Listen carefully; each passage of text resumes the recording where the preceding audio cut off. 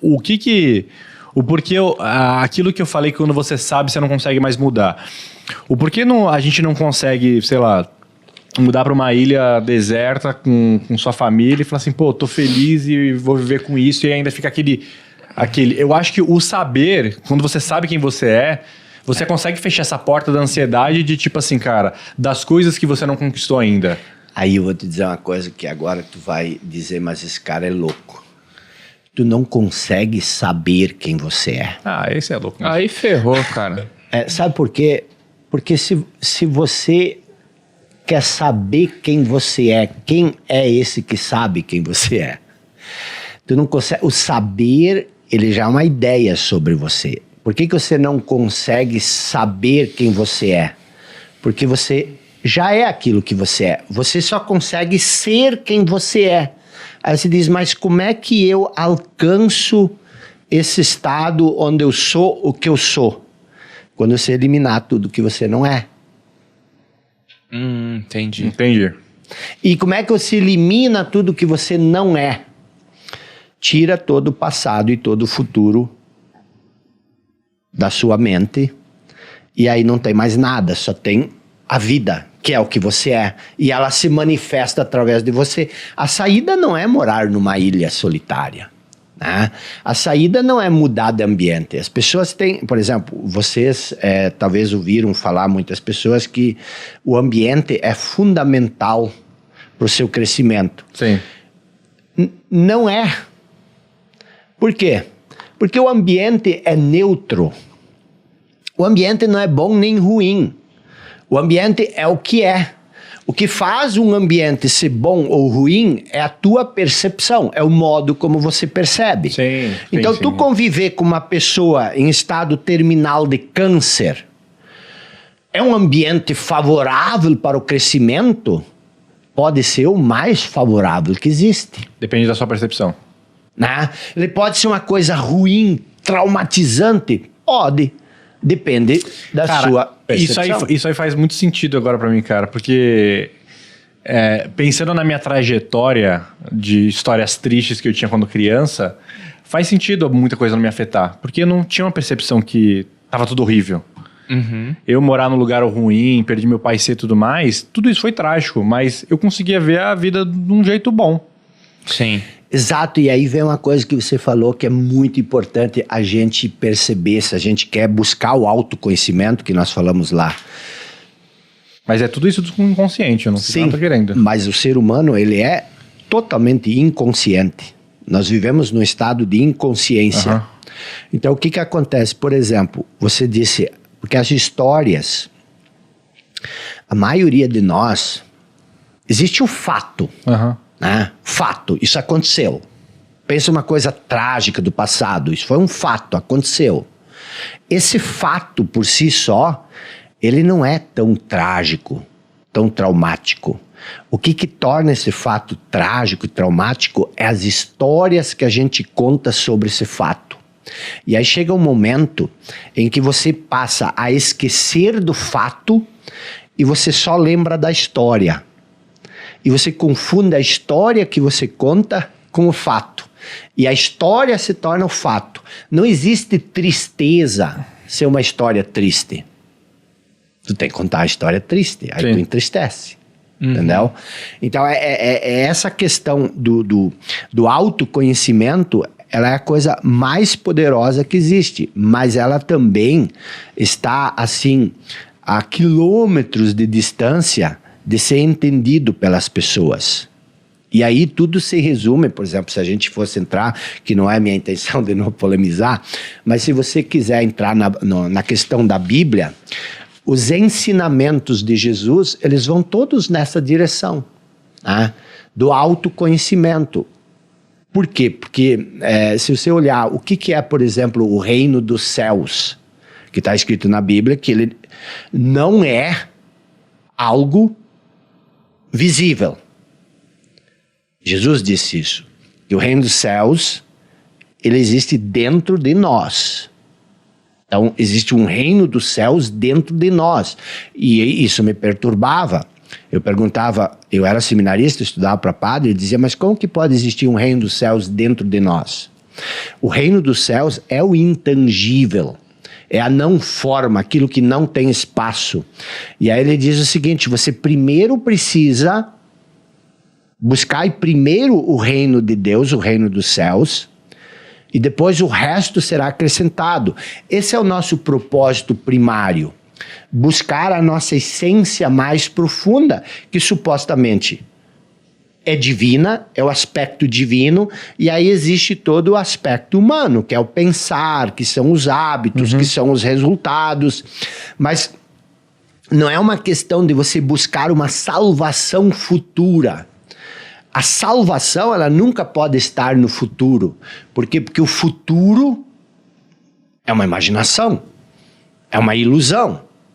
Você imagina o futuro.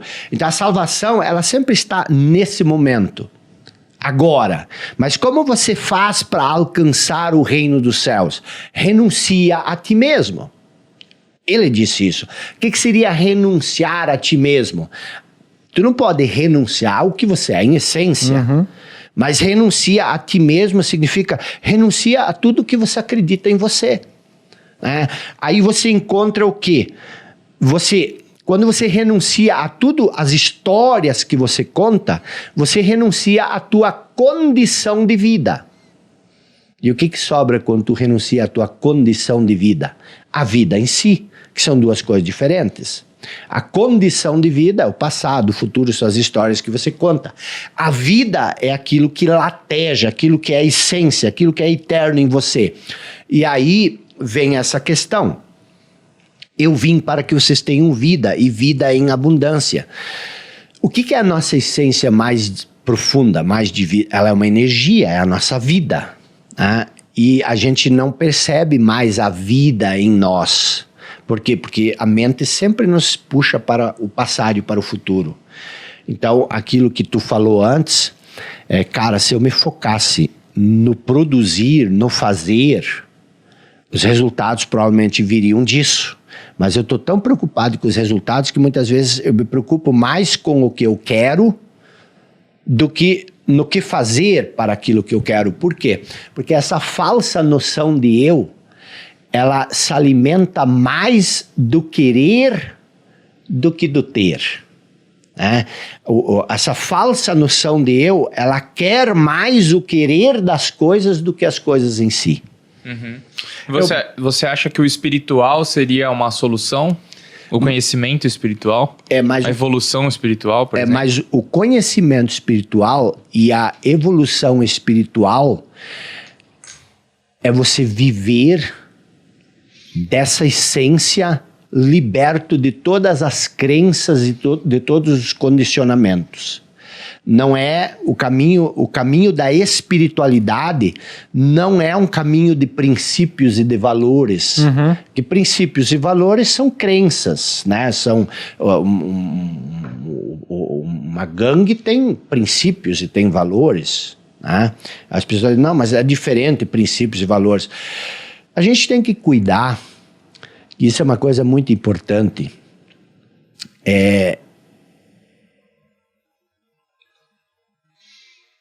a definição de uma coisa nunca é a coisa. Tu nunca pode confundir a definição de algo com algo. Por exemplo, quando a gente... Vou usar um exemplo aqui que é um exemplo muito prático. Quando você fala de Deus, por exemplo. Então, quem é Deus? Uma vez criei uma polêmica quando alguém me perguntou, você acredita em Deus? Eu disse, não, eu parei de acreditar em Deus. Por quê? As pessoas já não queriam mais ouvir o que eu tinha para falar porque elas achavam que eu era ateu.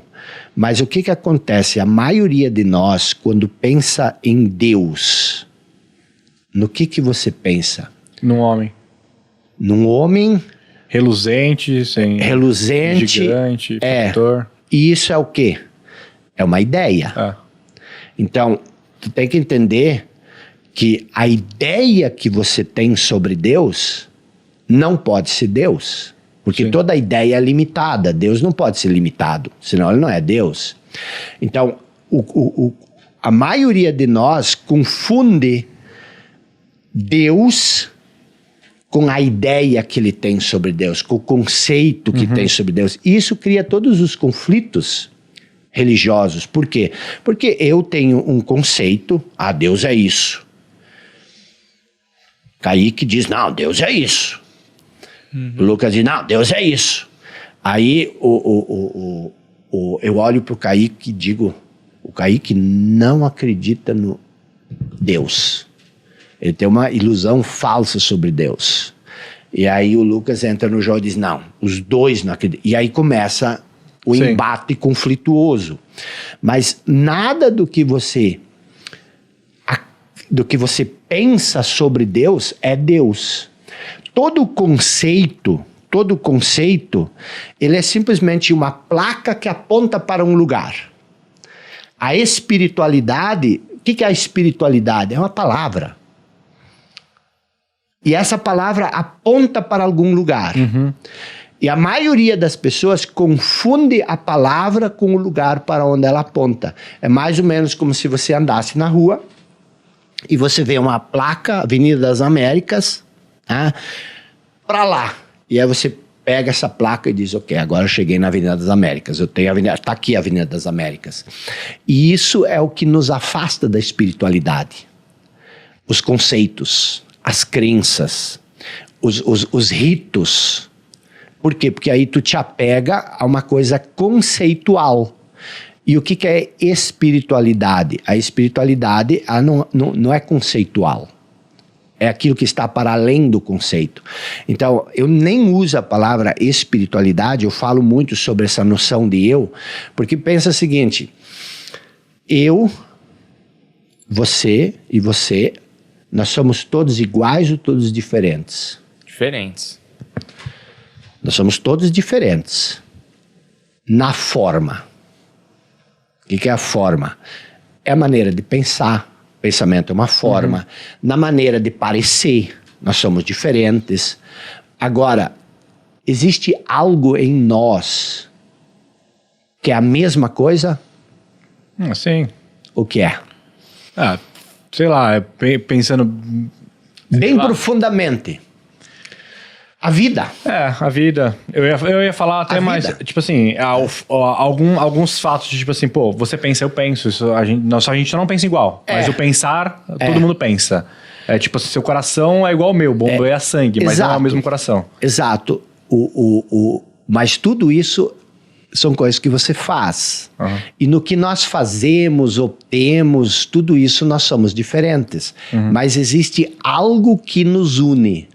E aí a gente tem que começar a perceber o que existe de essência em nós. Vou fazer uma pergunta, eu vou pedir pro Lucas. O Lucas está mais sério.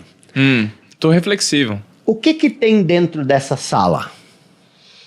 Cara, tem a mesa de gravação, tem o sofá, tem os equipamentos ali. Tem um belo menino musculoso ali que opera ali todo o maquinário pra gente. Tem mais um sofá ali, quadros, enfim. E o que mais? 4 pessoas. Tem ar, a coisa mais importante. Tem vida. Profundo. Eu ia falar oxigênio, tem oxigênio. A coisa mais importante. Mais importante? Água. Esse livro novo? Isso é importante. Isso é importante. É isso que a gente precisa perceber. O que acontece? Uma boa conversa. Como nós estamos identificados com a forma, nós estamos programados para perceber o que tem forma. Tudo que você citou tem forma. Mas existe algo aqui dentro que não tem forma, por isso passa despercebido. Que é o quê? O espaço vazio. Quem percebe o espaço? Ninguém. Eu faço a pergunta 1000 vezes. As pessoas não conseguem perceber. Então, quando eu olho para o Kaique, por exemplo, quando eu olho para o Lucas, eu posso ver só a forma, que é o externo, que é o que elas pensam, que é o que as pessoas parecem, e aí entra a questão do preconceito, que é uma história do passado que a gente tem, O Kaique é judeu. Até judeu? Não, pior que não. Mas parece muito. Né? O Kaique é judeu. Aí, É o dinheiro. Aí os judeus são assim. O musculoso, ele é indiano. Os indianos são assim. Aí tu já tem um preconceito, tu já lida com a pessoa por causa do rótulo mental que você tem. E nós, a evolução espiritual, ela vai acontecer no dia que nós não julgarmos mais as pessoas pelos rótulos, mas sim pelo aspecto intangível, invisível, quando tu olhar para o outro e perceber que o outro é a mesma vida que você é, né? E não por ele parecer ter uma cor de pele diferente, vou tratar ele diferente. E essa vida que existe em nós, é que sentir isso e viver a partir disso é que é a espiritualidade. Muito legal. Caramba. Muito legal. Tu transcender a sua mente, transcender o seu pensamento. E aí você vai dizer, mas eu vou parar de pensar? Não, você pensa, você age, você tem as suas crenças, mas você não se identifica mais com elas. Que nem, por exemplo, aqui dentro nós temos um monte de equipamentos, tudo que vocês citaram existe. Sim. Mas também existe o vazio, que possibilita a existência disso tudo. Agora tu imagina se você abrisse essa porta e começasse a trazer coisas. Daqui a pouco não cabe mais nada. E é isso que acontece com a nossa mente. A gente se enche tanto de condicionamentos, de crenças, que não existe mais espaço vazio. E aí a gente vira aquele entulhado de conceitos, de crenças.